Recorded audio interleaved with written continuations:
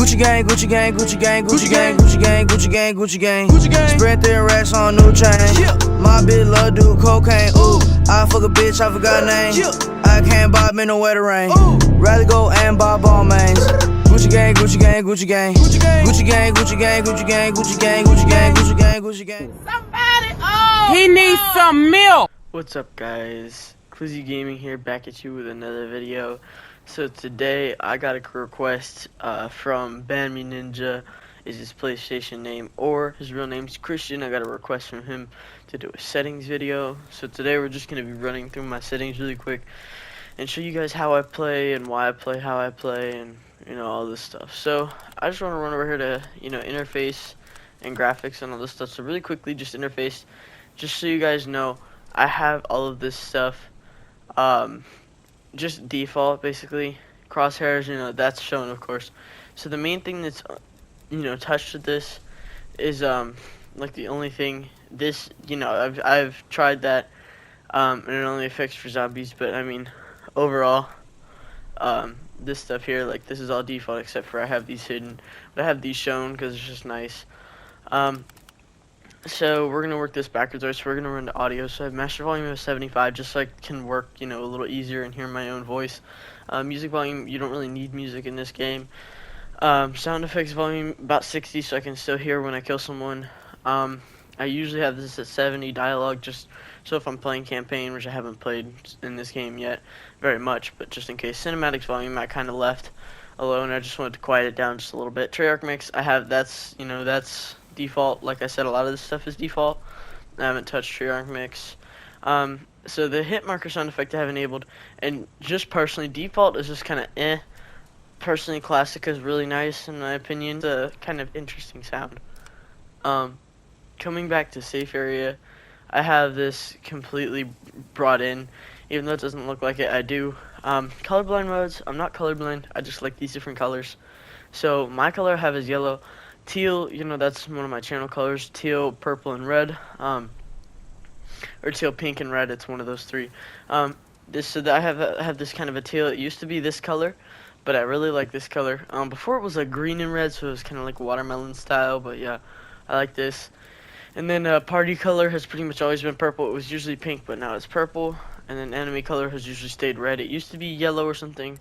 As you look at Face Nuke, how he plays as yellow as enemy, and you know, allies are usually purple. This stuff, I have all this stuff default, like I said. However, this is one thing I don't. I was always playing at 80. I was super used to 80 because that's the default. A lot of people usually run, like, I have some people that run like 85. I have some people that run 90. 90 is pretty smooth. A lot of people say that 100 will get a little choppy. Personally, 120 for me is super smooth. It's like kind of a, if you get super small, it's a little choppy. If you get, you know, bigger, it's smooth. If you get a little bigger, it's choppy. You get even bigger, it's smooth again.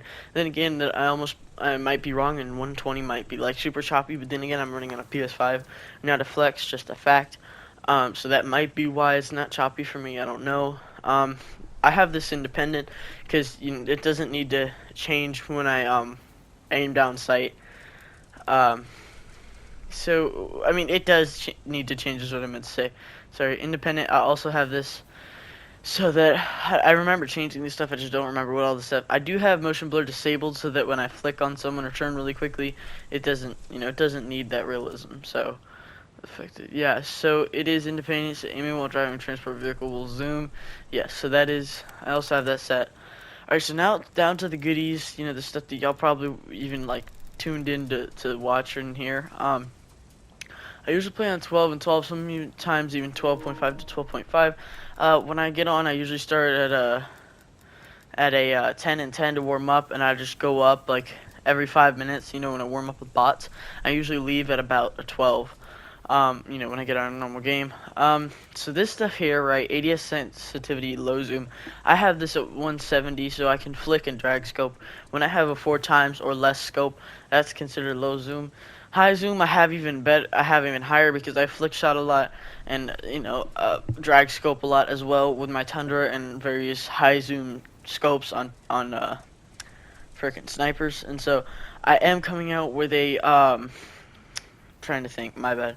I am coming out with the iron sight video with my snipers soon. It might have already come out before this video, it might come out after this video, I'm not sure. I'm gonna try to make this video first. But anyway, down here to button layout, before I got in here I played Modern Warfare, and I had it switched to tactical. It took me a long time to get used to this, but the reason I had it so is I could lay drop shots.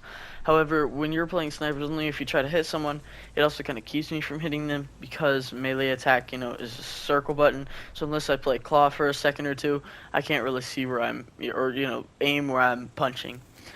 I have flipped because I quickscope a lot, and I don't really need a trigger action. I've tried getting trigger stops. I've tried getting, you know, the one tap triggers, like the 100%, like the mouse click triggers. Those are nice. Those are even faster.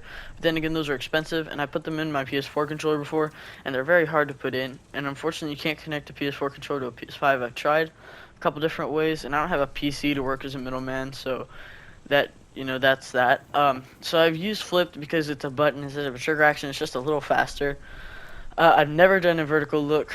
The thing about this is I did this by accident in game when I was trying to mess with this, because I had it flipped from one of my friends who was used to playing, you know, normal. So I you know, had to flip it again.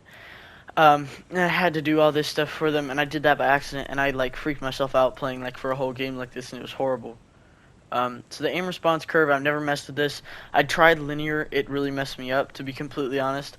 I like power curves, they're pretty easy, it's easy to hit flick shots. It's a little hard to hit, flick shots, easy to hit drag scopes is what I meant to say. Trigger effect I have enabled, then again I only use my triggers for tactical and lethal equipment, so that doesn't really have an effect for that. My target aim assist mode, I have precision, because usually it is a strong slowdown, but it's when I nearly miss a target. When I flick shot, I'm usually pretty accurate, to be 100% honest, and same for quick scoping, so this is a perfect thing for me. I've found a lot of my friends who aren't even quick scoping, who don't even use snipers, this one dude in a game one time was like, yo, what's a good aim assist, because my current standard aim assist is garbage, and he's like, try precision, bro. I was like, are you good? He's like, yeah, try precision. Dude was like a prestige master, like, I don't know, I think he's like a prestige 10 or something, maybe a prestige 9, like prestige master. And so he seemed pretty good. He was like, yo, dude, what the frick? My freaking aim assist found the dude before I did. Like, he's like, this is crazy. So he like really liked it. You know, all the rest of the stuff is all on default, except for this. So I run this because I have had stick drift in the past, not with the PS4 controller, not with the PS5 controller. With the PS4 controller though, especially with Xbox. I'm not trying to offend any Xbox players, I'm just saying they tend to cut costs on their controllers so they can max out their profits and costs and in parts for their actual consoles, which I respect. I mean, it is what it is, no console war here. So 310 310 is usually what I use. So this is super sensitive. I can barely move my stick, and I can flick shot someone pretty well. It also works really well for my high sensitivity. So you can usually just move this and make it bigger and bigger and bigger on the inside. You want to leave this maxed out or on default. I think default is like 95 or 85. I don't remember. But you just want to keep bumping them up like 1, maybe 2 notches per game until you realize that like the stick drift is kind of not taking effect anymore, or is taking less effect. Because you could be all the way chilling up here at freaking 35, and the stick drift is still taking effect, and that's going to basically like ruin it. You're going to have to like be touching the outside rim of your controller heavy duty style to actually get to go anywhere. So that's you know, not really what you want. I have go to, I've tried toggle, and I've tried hold. They're not my favorite. So yeah, just pretty much tap to reload. Everything else is like contextual tap and everything because of Warzone, kind of Warzone guy. I'm mainly Cold War now, but I play a little bit of Warzone. So those are my settings, guys. Thanks for watching this video, and here's the outro. Gucci gang, Gucci gang, Gucci gang, Gucci gang. Spread their racks on new chain.